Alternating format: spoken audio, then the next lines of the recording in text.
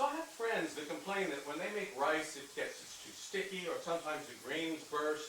You know, I used to have this problem, but I experimented a lot, and I found out really that there's three things that are playing into that problem. Too much starch, too much liquid, and it's cooking too long. So my solution, first step, is I always rinse my rice off. I rinse off until the water runs clear. So what I have here today is I'm using a half a cup of basmati rice, but I treat jasmine and longer grain rice the same way. Basically, I always rinse off the excess starch. Now, liquid. I use 2/3 of a cup for this half a cup of rice. And you'll read a lot of instructions and they say twice as much water as there is rice. I use this 2/3 of a cup, except for the long grain. It takes a little bit more, so I use like 3/4 of a cup plus a tablespoon. So that's 6½ ounces. Now what I want to do is I want to cook this until it's almost dry. Not all the way gone. I don't want to cook all the water. On my stove with my pot, it takes about 14 minutes to do that if I do the following, which is I start it off, I bring it to a boil, I have a pinch of butter in here, or rather a pinch of salt, and I have a big pinch of salt and a little pat of butter. And I'm going to bring this to a boil, I'm going to turn it down to a simmer, and then I'm going to cover it.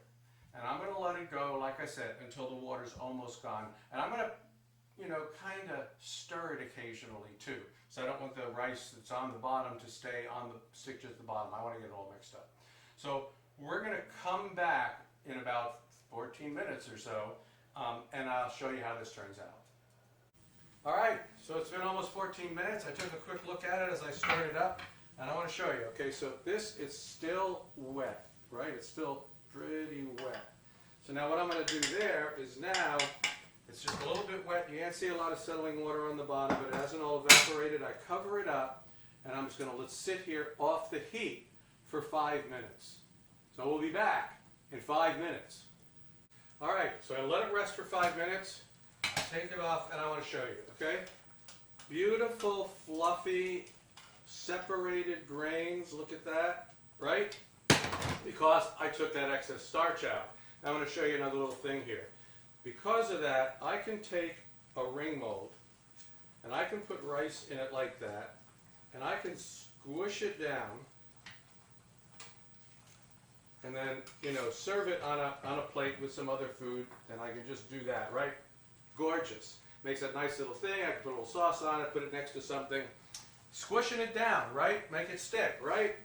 No, it still just comes right across like that, so when people are eating it, they're not eating stuff stuck together. Let me show you one more thing here. I made some the other day, and I vacuum packed it, right? So it's been sitting for a couple of days. I vacuum packed kind of this own little boil-in bag there, and I know what you're thinking. I put it in boiling water, I boiled it up, I know what you're thinking.